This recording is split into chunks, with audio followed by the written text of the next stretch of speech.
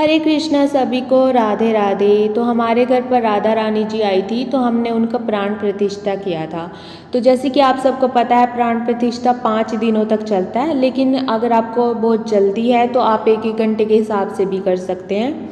तो 5 उसमें क्या होता है कि 5 दिनों तक ये प्राण प्रतिष्ठा चलता है और 5 अलग अलग चीज़ों के साथ हम लोग करते हैं। तो ऐसा क्यों है, क्या इसके पीछे रीज़न है, वो सब मैं इस वीडियो के अंदर आप सबके साथ शेयर करने वाली हूँ। तो वीडियो एंड तक देखना। बाकी जो ये प्राण प्रतिष्ठा होती है, ये एक तरह से मन की संतुष्टि के लिए होती है, मेरा ऐसा मानना है। क्योंकि जब हम सेवा करते हैं, पूजा करते हैं, तो उनके अंदर प्राण अपने आप आ जाते हैं। तो ये मेरे हिसाब से तो एक फॉर्मेलिटी है। तो आपको फिर भी इनके पीछे का रीज़न सारा मैं आप सबके साथ शेयर करने वाली हूँ इस वीडियो के अंदर, तो वीडियो एंड तक देखना। तो सबसे पहले हमें करना है कि जो हमारा विग्रह है या मूर्ति है, उनकी आँखों पर हम लोग लाल कलर का कपड़ा बांध देंगे। उनकी आंखें बिल्कुल बंद होनी चाहिए, ताकि जो हमारा प्रोसेस है वो अच्छे से काम करे, उनके अंदर जो है प्राण अच्छे से आ सके, मतलब इजीली आ सके। तो पहली चीज़ जो हम यूज़ करते हैं वो है अनाज।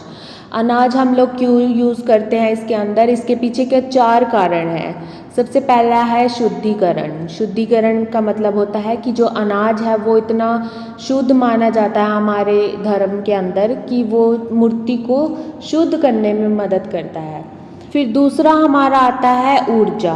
अब अनाज के अंदर क्या होता है, अनाज में ना प्राकृतिक ऊर्जा होती है जो मूर्ति की शुद्धि और पवित्रता को बढ़ाती है।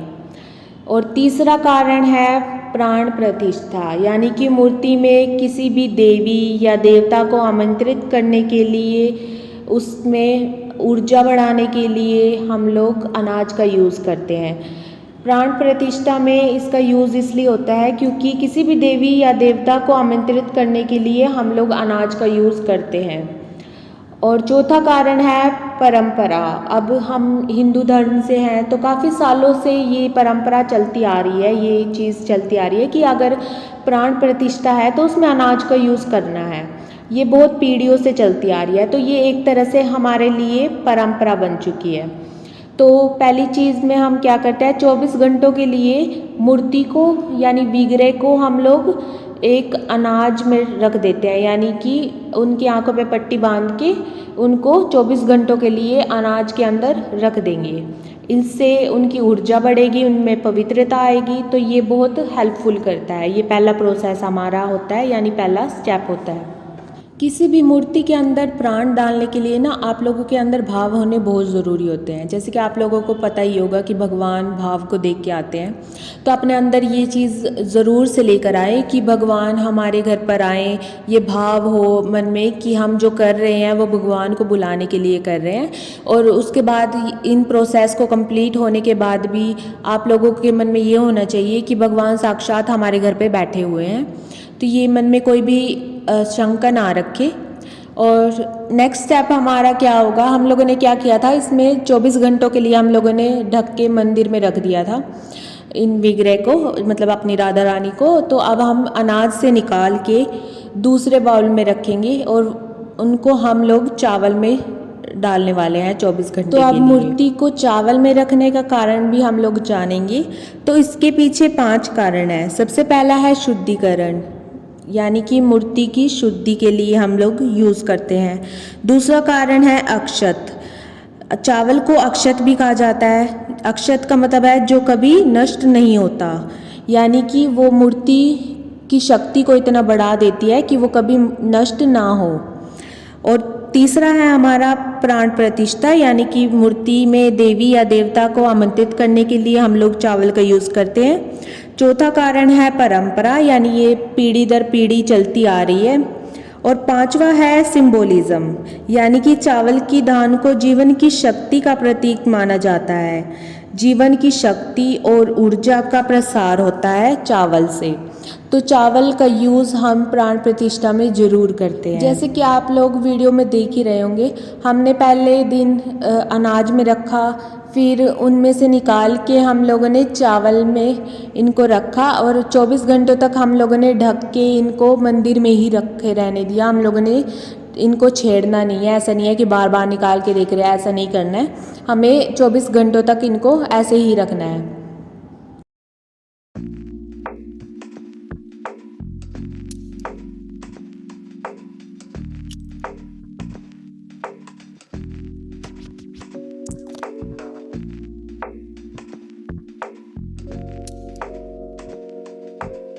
तो अगला स्टेप है हमारा फल के साथ।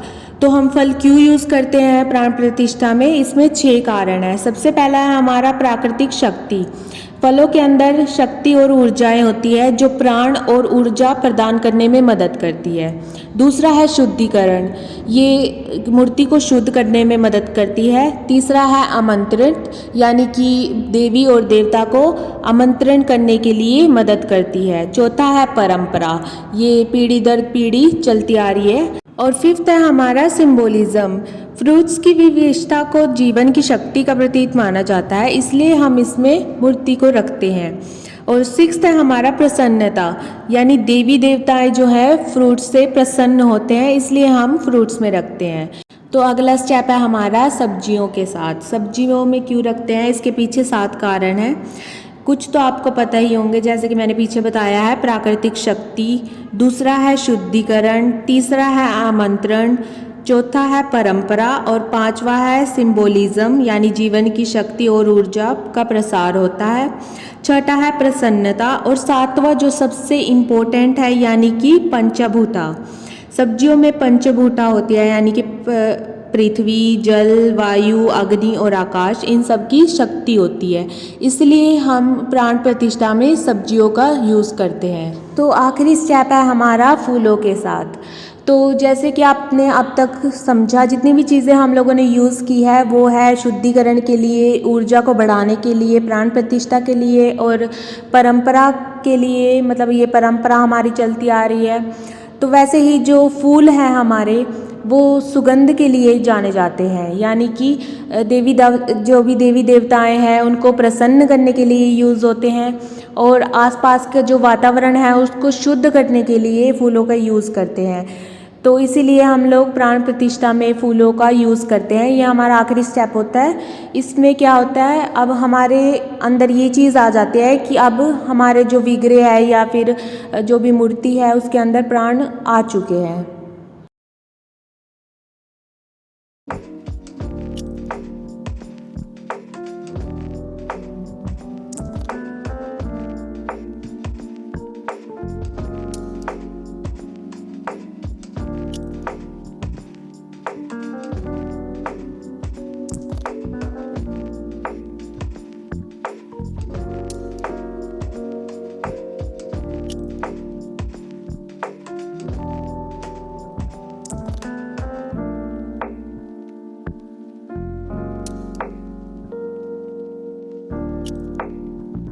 तो अगले दिन हम मूर्ति को फूलों से निकाल लेंगे और इनका अब हम जो है स्नान करवाएंगे। इनका फर्स्ट जो स्नान होता है तो उसमें आपको दूध से इनका स्नान करवाना है और साथ में जो है आप एक शंख आता है अभिषेक के लिए, वो ले सकते हैं, वो ऑप्शनल है, लेकिन अगर आप लेंगे तो वो ज़्यादा बेटर रहेगा। तो सबसे पहले ना हम जिस पात्र में उनको नहलाएंगे वो ले लेंगे और इसमें ना स्वास्तिक बना देंगे, बिल्कुल सेंटर में हमें बनाना है। ये मैं चंदन के साथ बना रही हूँ।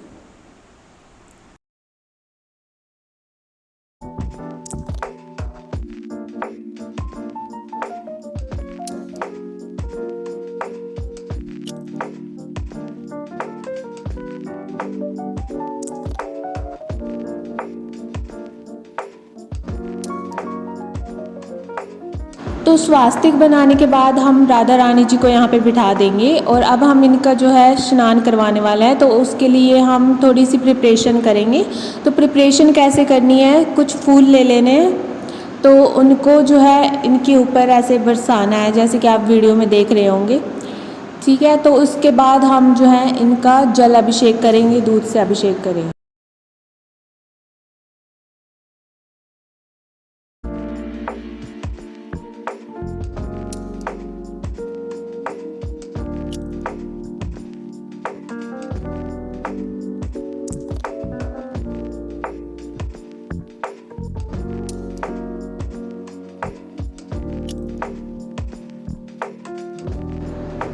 तो यहाँ पर मैंने अभिषेक करने के लिए ना एक शंख आता है जिसको अभिषेक शंख बोलते हैं, तो उसमें मैंने ऐसे दूध को भरा और हम इसके साथ ही अभिषेक करने वाले हैं।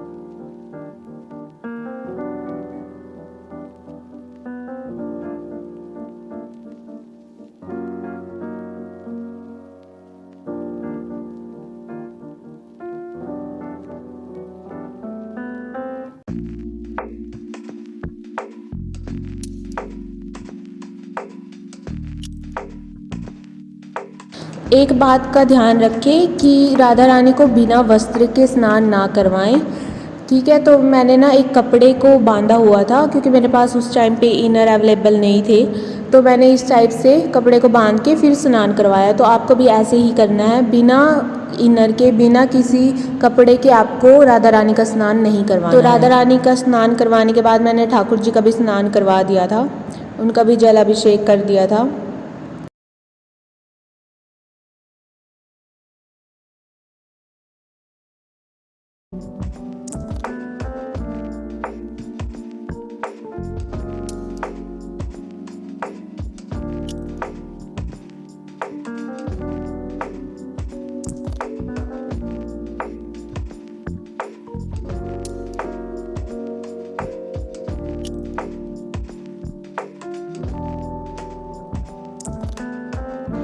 तो जल अभिषेक करने के बाद ना मैंने इनका श्रृंगार कर दिया, और यहाँ पर ना मेरी मम्मी जो है वो इनको ओढ़नी उड़ा रही है, और ये ओढ़नी ना बहुत स्पेशल होती है। तो जब भी कोई ओकेजन होता है, कोई भी फेस्टिवल होता है, तो हम ये वाली ओढ़नी इनको ज़रूर से उड़ाएंगे।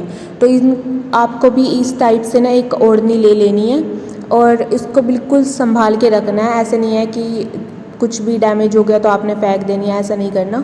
तो आपको बहुत ही संभाल के इसको रखना है, और जब भी कोई फेस्टिवल हो, कोई भी ओकेजन हो घर में, कुछ भी हो, तो आपको ये पहनानी है इनको।